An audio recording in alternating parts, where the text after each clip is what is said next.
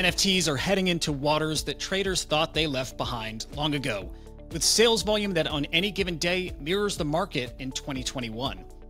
The significant downturn isn't stopping innovation, and it's not stopping building. And just breaking today, Sky Mavis, the creator of Axie Infinity, has announced that a top NFT project on Ethereum is moving to their Ronin blockchain. Beginning with their upcoming Genkai mint this week, the CyberKongz will be calling the Ronin blockchain home, marking one of the biggest projects to move across blockchains that we've seen to date. The CyberKongz are an early Ethereum NFT project that first minted their Genesis collection back in March 2021. That was before iconic collections like Bored Ape Yacht Club or Azuki were ever born. To date, the CyberKongz collections have traded over $300 million on secondary markets, ranking 26th all-time on CryptoSlam's collection rankings. Sky Mavis has a storied history with highs and lows that can't be matched by anyone in Web3. From Axie Infinity being the top-selling NFT collection of all time, bringing in $1.3 billion of revenue and trading for over $4.2 billion in secondary sales volume, to then their Ronin blockchain being the victim of the largest hack that the crypto world has ever seen. That was when North Korean hackers stole over $625 million from the Ronin blockchain. Sky Mavis has been driving NFT adoption through blockchain gaming, the play-to-earn model, innovative collectibles, and now with their first ever PFP collection. I'm Yehudah Petscher, NFT strategist at Forkast Labs, and today I'm joined by Kathleen Osgood, the Director of Business Development at Sky Mavis, and Henry the Grape, Community Manager at CyberKongz, also a member of the leadership team at CyberKongz, and also my younger brother. Kathleen and Henry, thanks so much for being here today. I imagine you're both really busy with this big news breaking today, but it's great to see you and thank you. So let's get into what's really happening here, starting with CyberKongz and Axie. Both have such deep lore and such faithful communities. Both are primed to see great success in the future on their own. So really, what brought the two of you together, and what does this partnership bring to the Ronin NFT ecosystem? Ronin is the blockchain that fuels Axie Infinity. It's created by Sky Mavis. And when we created Axie Infinity, we had all of these scaling issues to tackle. As the pioneer in the space, we didn't really know what was to come. And so we had to build our own blockchain. And with that, we started building our own infrastructure as well. Something we really did right was building community and generating this hype and kind of being the kings of that initially as this took off the ground. And we realized quickly that we can share this infrastructure and this community with other projects and with other games. So we've taken in a little bit more permission-based approach in comparison to some of the other blockchains out there that are allowing everybody and anybody to build on them. So we've been taking this approach where a studio or a game comes in and they're going through a rigorous process through our operating platform, and Henry knows it now at this point. We recently announced our shift to DPoS and 5 new game studios that we selected to build on Ronin. And once they onboarded into us, we realized that this operating platform we set up, it's sustainable and it could scale. So not only do we want to bring on more gaming projects into Ronin because we have this capacity, but we also want to get back to our roots. Not get back to our roots, but expand upon our roots within the Web3 space. And so it was actually probably less than a month ago when we decided, hey, we can actually open this up and let's explore this other territory. And Trung gave the go-ahead, our CEO, and we had this list of native Web3 IP. And I was talking to all of these founders. I was put in touch with Henry, and Jeff and I were on a call with him, and everything just started to make sense, because with some of these other projects, they were like, oh, maybe we can launch a lesser collection on Ronin, because they didn't really want to fork over their Genesis collections. And when I spoke to Henry and he talked about the Genkai collection, we don't believe that's a lesser collection. We really believe that this collection in its own is substantial. The Genkai really spoke to us, that there's an Asian influence to it. They were launching within a month, and we now had expressed this interest to take on some of this Web3 IP and deeply integrate them into our ecosystem. And we just know that we have this gaming ecosystem at our core. We're focused on being a gaming ecosystem, and we really believe that with partnerships with pioneers like CyberKongz, who are doing really cool things with their technology and have built this incredible IP, we can build something very interesting here. Is this the beginning of Ronin's metaverse? Would you call it a metaverse, or is this going to be, kind of still a focused gaming ecosystem as opposed to metaverse, which I don't even think really has a definition still? Web3 enables, and what Axie has done in itself, it's an MMO in itself. You see metaverse and you think of place. And I think that all of the experiences that we do have and the opportunity for CyberKongz and other IP to integrate into this, it's going to form a type of metaverse that people haven't really thought of yet. Each blockchain seems to have their own identity. They have collectibles that become their specialty. On Ethereum, you're used to seeing PFPs, the profile pictures. You're used to seeing art. On Polygon, it's big brand collectibles, it's DeFi, it's some gaming, and Tezos' art. Ronin is always known as the blockchain for gaming. Was it always your plans to evolve and grow beyond just the universe of Axies, or in some way has the current NFT ecosystem caused you to pivot or change your philosophy? I don't believe we've pivoted at all. I think what CyberKongz has done, even within Play and Collect, they've always had this root of gaming at their core. And so by having them in our ecosystem, we're just allowing that expansion and enabling that. And to be honest, we wouldn't have partnered with them if they did not want to venture into gaming, or at least have utility within our gaming ecosystem. Interesting. Okay, yeah, I can see where the visions actually align then. Henry, does the move to the Ronin blockchain alter any of the CyberKongz visions or plans? Did it change your vision, or does it just enhance things you were already considering or already in the midst of building? Yeah, it's a great question. It enhances the CyberKongz ecosystem. We're like an Ethereum mainnet-based project, right? That's where we were initially launched from, but we came from the Axie Infinity world. We have the OGs like Coco Bear and Owl and Clumsier, guys that were like really deeply rooted within that ecosystem with a really large base out of Southeast Asia. So to have the opportunity to come over to Ronin to build alongside them, like we have an actual team that's built the largest Web3 gaming ecosystem, and we want to be a part of that because at our core we are a gaming ecosystem. So every bit about this partnership only enhances everything that CyberKongz have already brought to the table with our innovation and who we are within Web3. This just magnifies it. And Henry, now CyberKongz having exposure to 3 different blockchains, beginning on Ethereum, then on Polygon, now on Ronin. You'll know better than anyone. How much does the blockchain that your assets live on matter? And maybe ideally, would projects prefer to be omni-chain, exist on all of the major chains and become interoperable? We're proud to be cross-chain, right? And to be able to have a bridge between, mainnet and Ronin for Genkai to go back and forth. But the reality is, yeah, being cross-chain, I think keeps us nimble. It allows us to be able to use maybe the best parts of what those ecosystems are to our advantage. I said the other day, often in professional sports, you have players that leave teams. And they leave teams to go to another team. And that doesn't mean the team that they left is a bad team. That team may be great in and of themselves. But at the end of the day, CyberKongz are here to win championships. And we really believe when it comes to the gaming side of the house and when it comes to all of the other things that Ronin is looking to expand into, yeah, we want to be a part of that. It makes sense on so many levels from the fact that our communities are really similar. Both of our communities have asked for this, by the way. So to build out our gaming ecosystem on Ronin is an opportunity like we wouldn't pass up. And is the synergy between communities one of the more appealing things about Ronin, one of the bigger draws for you to want to move across chains? Or are there things that you wanted to build that maybe couldn't be done on Polygon but could be done on Ronin?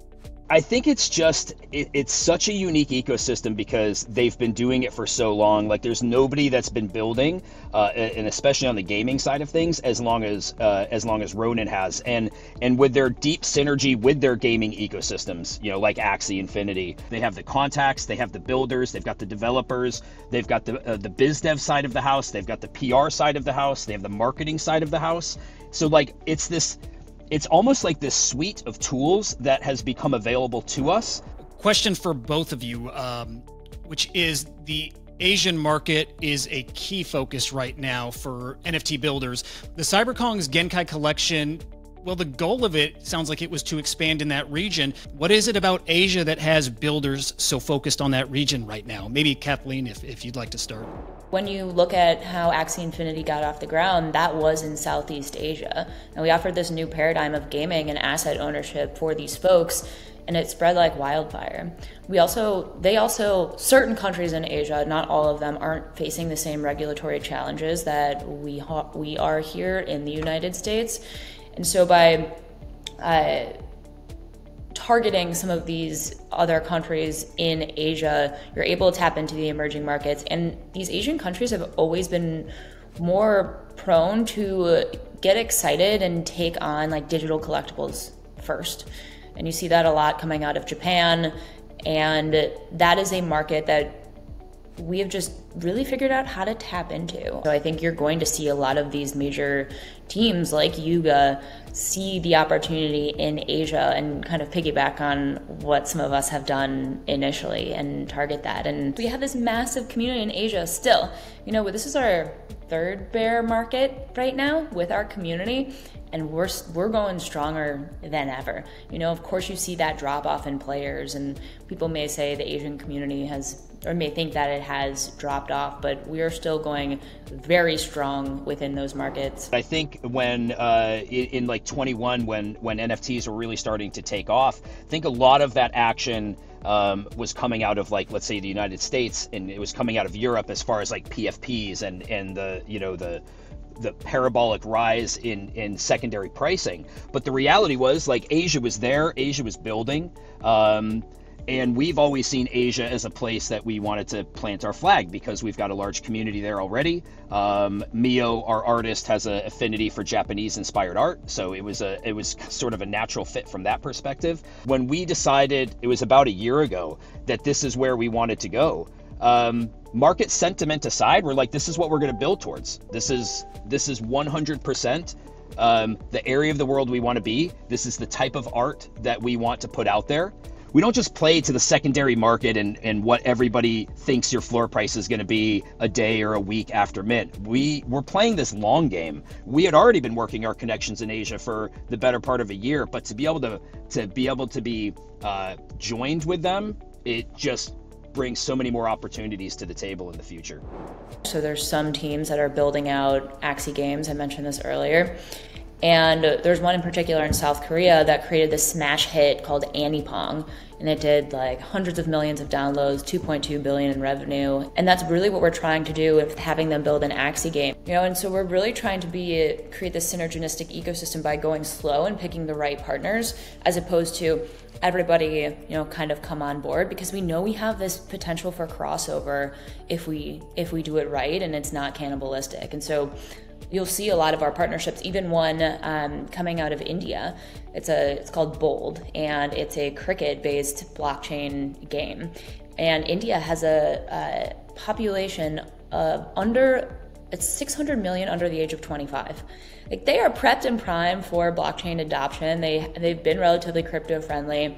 They are a very mobile first country. And if we can capture some of that market and continue to expand throughout Asia, that's a massive win for us. Yeah, and Kathleen, you mentioned this is now the third bear market that Axie Infinity Ronin have cycled through. Henry, I think this is, well, it feels like our first substantial one. Curious, Kathleen, do you still see P2E gaming as the event that funnels people to the blockchain, to NFTs, or to any degree has your vision for how big P2E gaming has that lessened? We have been shifting away from the narrative of play to earn to more so this can enable ownership of assets. And I think everyone in the industry mostly has been doing that, because you see what the repercussions are within this type of market, and all of these new players coming on board not really understanding what can happen to their assets when the market takes a downturn. But we also have to plan for this next generation of games that are leveraging this technology in a ownership-based way. And that is by partnering with some teams that are building, you know, a 4v4 top-down shooter that are slowly adding Web3 elements and skins into the game, such as Machines Arena. You know, I feel like there's two distinct sections. It's, you know, these Web2 games themed games that are coming into Web3. They're adding Web3 elements, and then there's like full-on Web3 games, which is what really made the industry explode in itself. And a lot of people are so shy to acknowledge that that worked, but I think the question is, how can we improve that Web3, that play to earn side of things, so that it is sustainable in a bear market?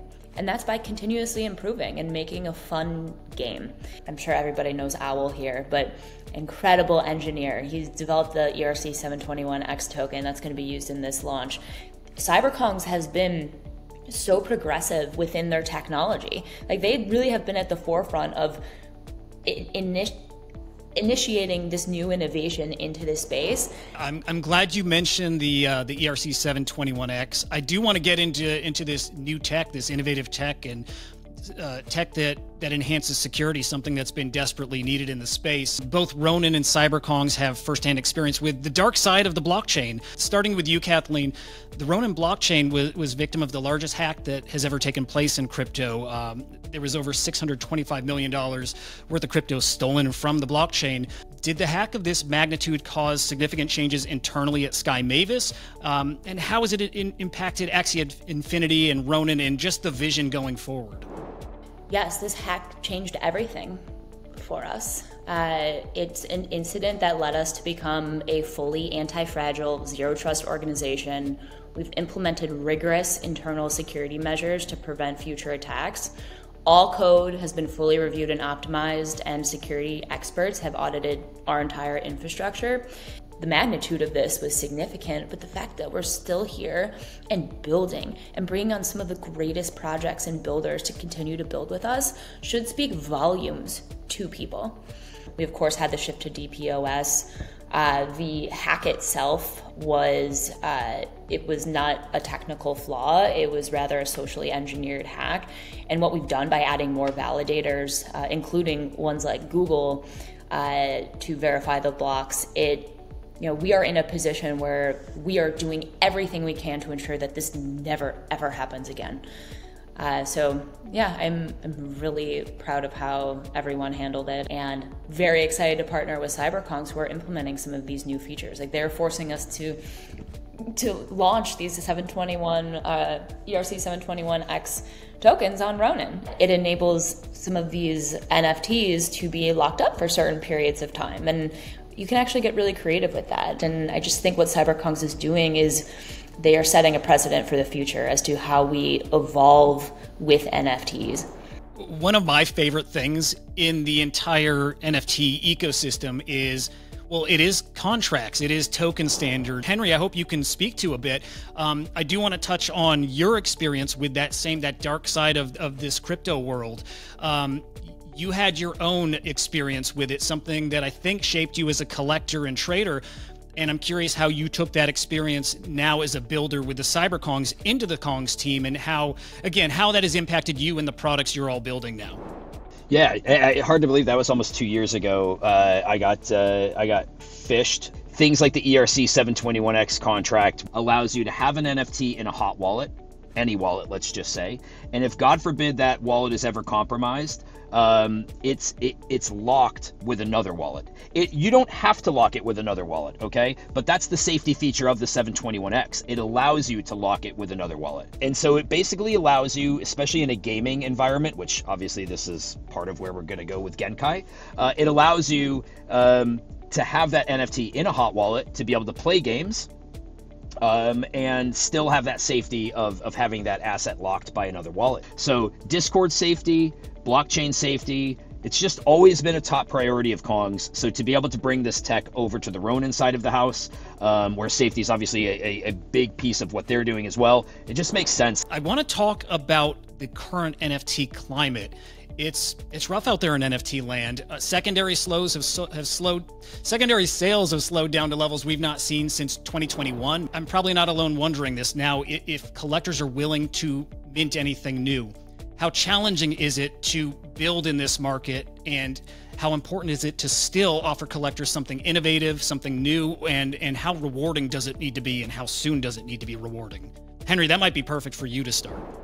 Yeah, so I think, everybody has their eyes on this market, and when it comes to the price of our collection, which is 0.25 Ethereum for each NFT, and along with our airdrops. To Kathleen's point, anybody who is airdropped this as a holder or as a reward will have that NFT locked up for a period of 6 months. And the only way that you can unlock that before the period of 6 months is to pay for it, starting at mint price at 0.25 on day one. Again, this is a 6 month, let's call it vesting period. So 90 days in, it'll be half the cost to unlock it. And make no mistake, there's some people that are like, why are you holding my NFT hostage? We're not. We're giving you something. We're literally giving you something for free. But we also recognize that there's a secondary market to the collectible side of the house. We know that exists. We have the most metaverse land of any PFP project, of which we're building on it. In fact, we'll have our experience in the sandbox going live in season 4. And honestly, it's like the cleanest build of any sandbox experience. We've dumped a ton of, when I say money, into our advanced FBX files, our 2D sprites for our holders. And at the end of the day, I think people can at least look at what we've done and trust that CyberKongz are going to continue to be building out experiences for our holders that are going to really be top tier. I obviously cannot share the CyberKongz plans, but this is the first third-party NFT launch on Ronin. This is a big deal. This is the first time a non-Axie asset will be launched on Ronin, and we wanted to make sure that it was not a cash grab. And so that's something we work deeply with CyberKongz on, is what are the plans?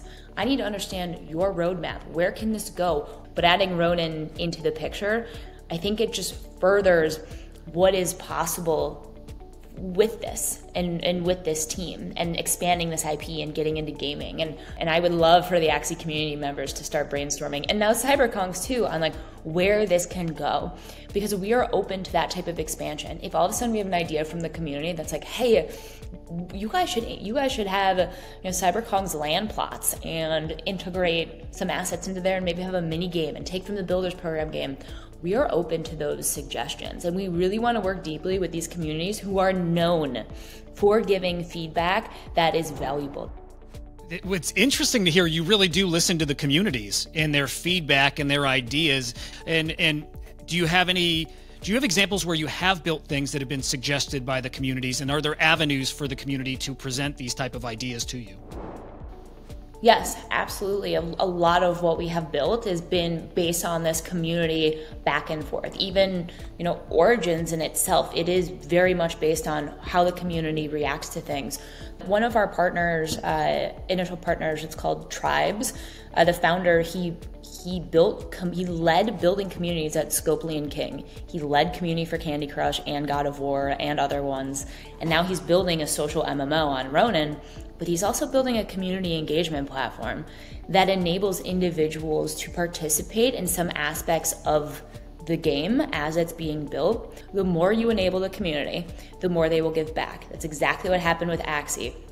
We gave people this new paradigm of asset ownership in Web3. We let them own their assets, and they could be invested in the open market. What did they do? They gave back, they built, they created DAOs and guilds and infrastructure, and created content and podcasts and anything you can imagine they created. Now imagining structuring that and rewarding them even further for their contributions. And that's what Tribes is doing with their platform, which is going to be available to all the other teams building on Ronin.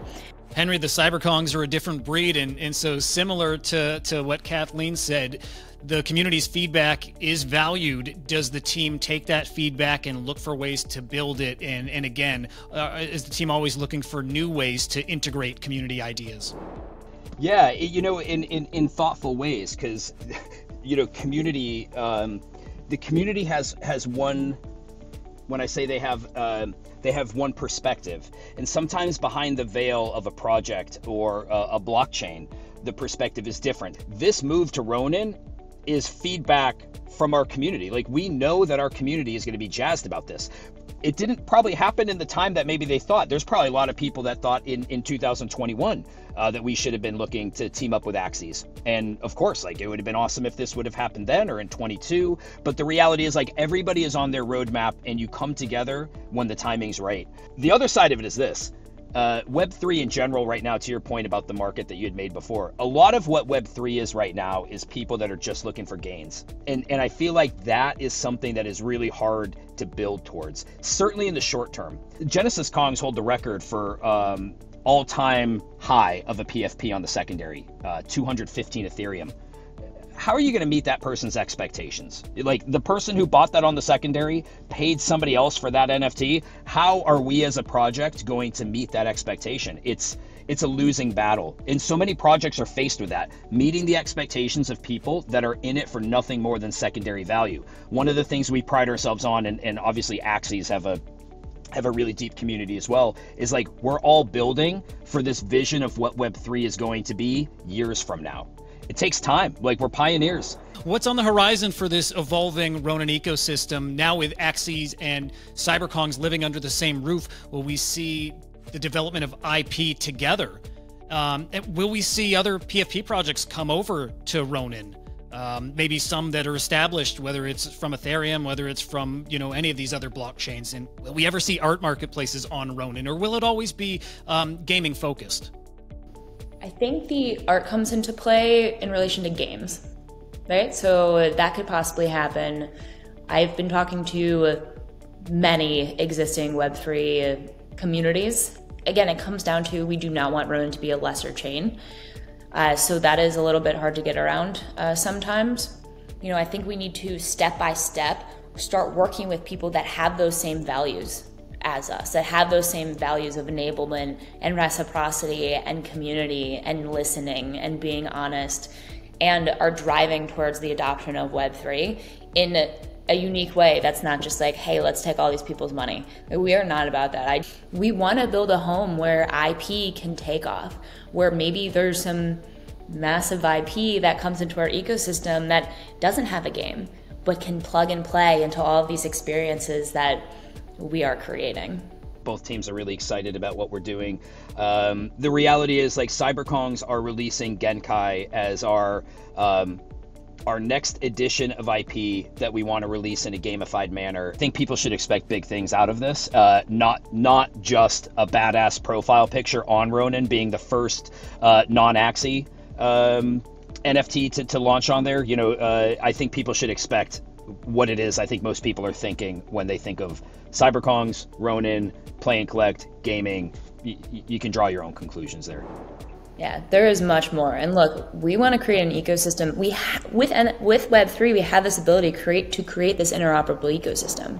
To me, interoperability is maybe the most exciting part of all of NFTs, all of Web3s, having assets that you can use across games, maybe across platforms. I was going to finish by asking for predictions about, the NFT space over the next 5 years. I don't think anybody really knows. What I do know, though, is I think it's going to be Axie, Ronin, CyberKongz. I think you're all going to be at the forefront of it. So that'll be my prediction here. But I just want to thank you both for joining so much. I'd love to have you back sometime, see how the new partnership is going, see what you're working on. So let's definitely do this again.